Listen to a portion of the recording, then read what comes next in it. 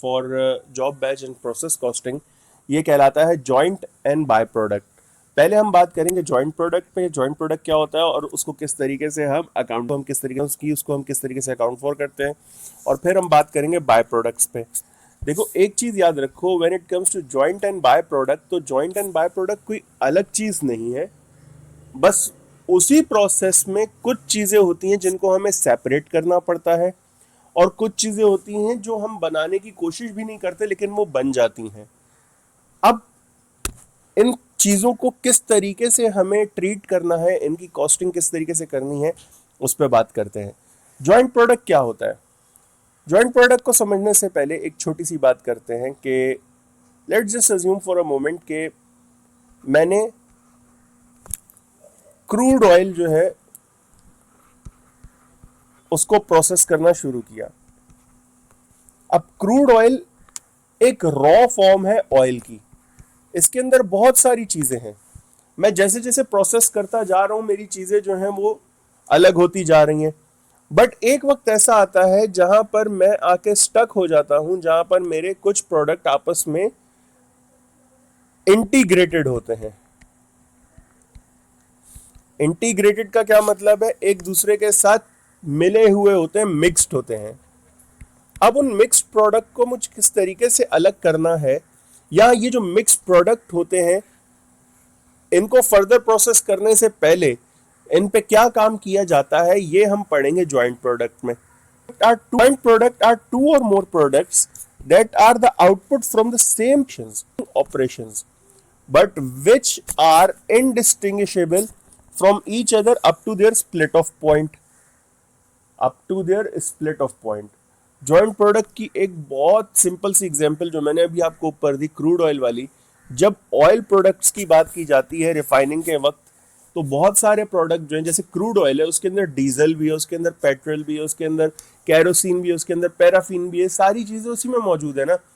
तो वो क्रूड है, प्रोडक्ट है, उसको मजीद प्रोसेस करता रहूंगा तो मेरे पास से चीजें अलग।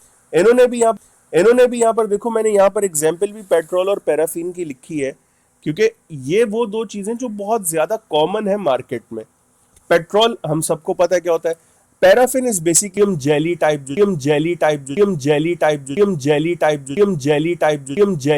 चीज होती है, दैट इज पैराफिन। अच्छा लिखा है until up to their split off point. सही, ये स्प्लिट ऑफ पॉइंट क्या होता है?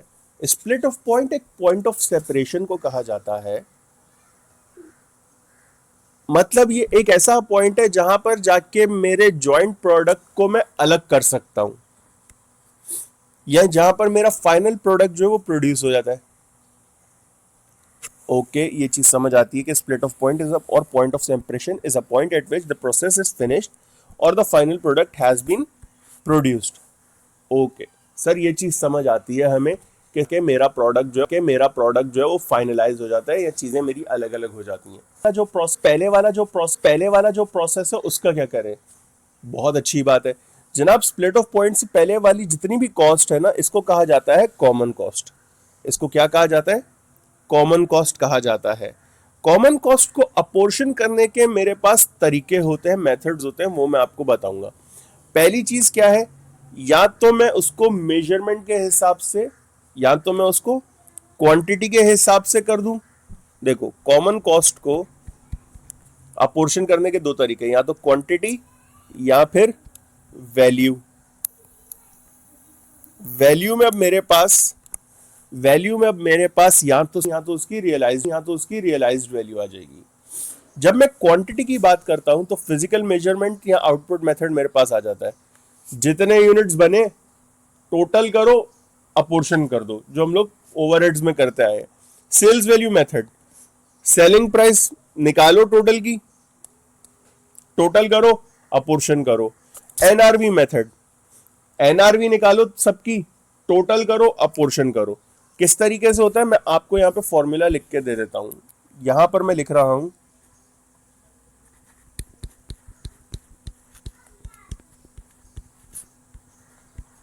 Apportionment of common cost. ये यहां पर मैंने मेंशन कर दिया अपोर्शनमेंट ऑफ कॉमन कॉस्ट, और यहां पे जो पहली चीज आ जाएगी that is physical measurement.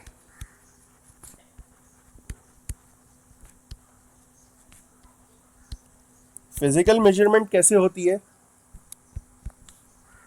Cost, या यूं कह लो कि total cost divided by total quantity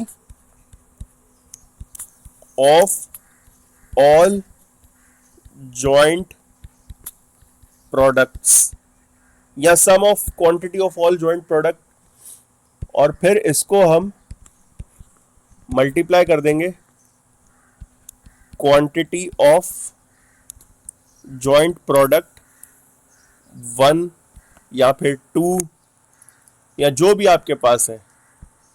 quantity of joint product मैं यहाँ पे n लिख रहा हूं, n मतलब जो भी नंबर आपके पास है उससे।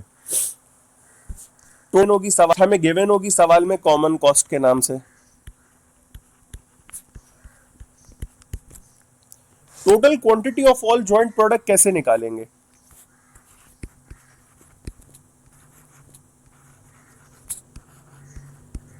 Quantity of all joint product हम कैसे निकालेंगे? Sum of all quantities of every joint product. मतलब अगर मेरे पास 3 जॉइंट प्रोडक्ट है, फॉर एग्जाम्पल अगर मेरे पास 3 जॉइंट प्रोडक्ट हैं, तो क्वांटिटी ऑफ, या यूनिट्स लिख देता हूं, ज्यादा बेहतर रहेगा। Units of joint product 1 plus units of joint product 2 plus units of joint product 3। इन तीनों को ऐड कर दोगे तो मेरे पास क्या आ जाएगा? टोटल क्वांटिटी आ जाएगी। अब जब मेरे पास टोटल क्वांटिटी आ गई, टोटल कॉस्ट आ गई, तो मैंने टोटल कॉस्ट को डिवाइड करना है टोटल क्वांटिटी से, और फिर मैंने इसको मल्टीप्लाई कर देना क्वांटिटी ऑफ जॉइंट प्रोडक्ट 1, 2 या 3 जो भी आपके पास है। ये हो गया मेरे पास फिजिकल मेजरमेंट मेथड। दूसरा तरीका है मेरे पास सेल्स वैल्यू मेथड। दूसरा तरीका क्या है मेरे पास? Sales value method. Sales value method कैसे करते हैं? Total cost divided by total, या sum of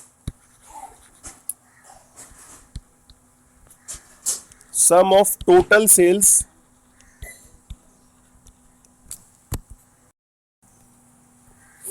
total cost divide by sum of total sales, और फिर टोटल सेल्स वैल्यू कर देते हैं यहां पर, और फिर इसको मल्टीप्लाई कर देंगे sales value of joint product n। मतलब जो भी आपके पास जॉइंट प्रोडक्ट है, जैसे मैंने आपको कहा था टोटल कॉस्ट अगेन आपको कॉमन कॉस्ट के नाम से गिवन होगी।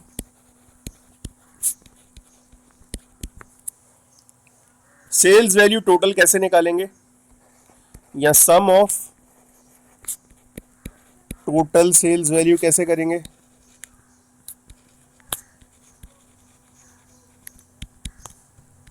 Sales value of joint product 1 plus sales value of joint product 2 plus sales value of joint product 3, या एंड सो फोर्थ जो भी आपके पास है। और सेल्स वैल्यू हम कैसे निकालते हैं?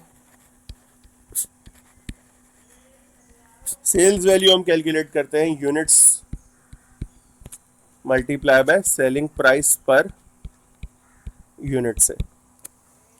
तीसरी चीज है मेरे पास NRV method. Method NRV for all दोस्त जिन्होंने एनआरवी या IS2 नहीं पढ़ा, एनआरवी कहा जाता है नेट रियलाइजेबल वैल्यू को। नेट रियलाइजेबल वैल्यू का मतलब यह है कि इस वक्त ये प्रोडक्ट मुझे इतना पैसा देके चला जाएगा। ये कैसे निकालेंगे हम? Again total cost divided by sum of net realisable value of all या every joint product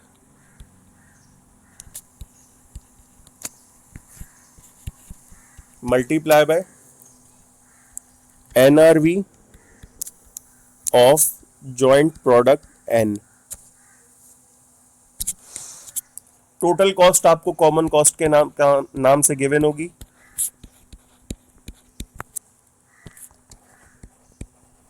some of NRV आप कैसे निकालोगे?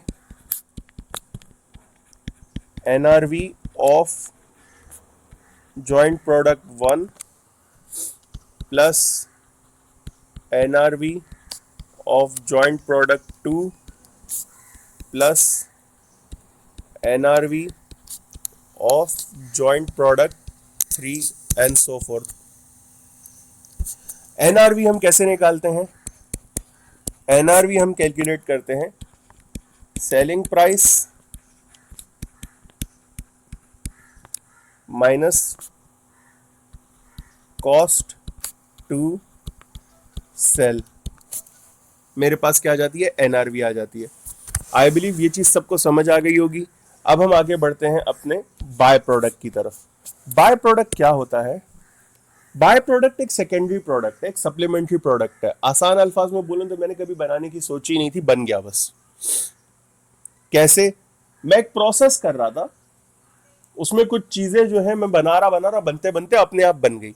That is a by product. अब जो बाय प्रोडक्ट होता है ना, उसकी वैल्यू रिलेटिवली स्मॉल होती है as compare to the original product that we are making. क्यों? क्योंकि उसको कभी हमने बनाने का सोचा ही नहीं होता, वो तो ऐसे ही बनते बनते बन जाता है। तो एक ऐसा प्रोडक्ट जो एक सप्लीमेंट्री प्रोडक्ट है, एक सेकेंडरी प्रोडक्ट है, जो ड्यूरिंग द प्रोसेस एक अपने आप एक चीज बन गई, उस पर मैंने कोई एक्स्ट्रा कॉस्ट तो इनकर नहीं की ना, तो उसकी वैल्यू क्यों ज्यादा होगी? वो तो ऐसे ही चलते फिरते बन गया था बेचारा। लेकिन वो चीज बेच तो सकता हूं मैं मार्केट में, उससे मुझे फायदा तो होगा। तो अब इस बाय प्रोडक्ट की अकाउंटिंग में कैसे करूंगा, जरा ये चीज समझ लो। या तो मैं अलग से इसकी इनकम दिखा दूं कि भाई that is the income of by product, या फिर मैं इसको मेन प्रोडक्ट की सेल्स में ऐड कर दूं, या फिर अलग से जो है source of separate source of income दिखा दूं, या फिर इसको मेन प्रोडक्ट की कॉस्ट में से माइनस कर दूं, या फिर इसको NRV of by product deducted from cost of production, NRV of by product deducted from cost of product कर दूं। ये मैं समझते हैं एक दफा फिर से। मेन प्रोडक्ट में ऐड कर दो, जो आपकी बेसिक सेल्स हैं उसी में ऐड कर दो। अलग से दिखा दो income from by product deducted from cost of production, cost of goods sold में से माइनस कर दो।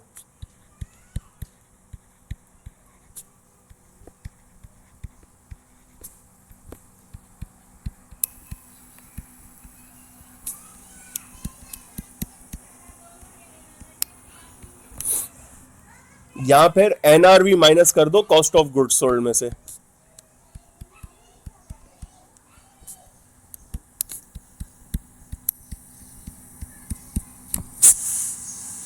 आई बिलीव ये चीज सबको समझ आ गई होगी। फिर भी अगर आप लोगों का कोई सवाल होता है तो you guys can contact me any time. Till then अपना ख्याल रखिएगा, दुआओं में याद रखिएगा। आप लोगों से नेक्स्ट लेक्चर के साथ मुलाकात होगी। अल्लाह।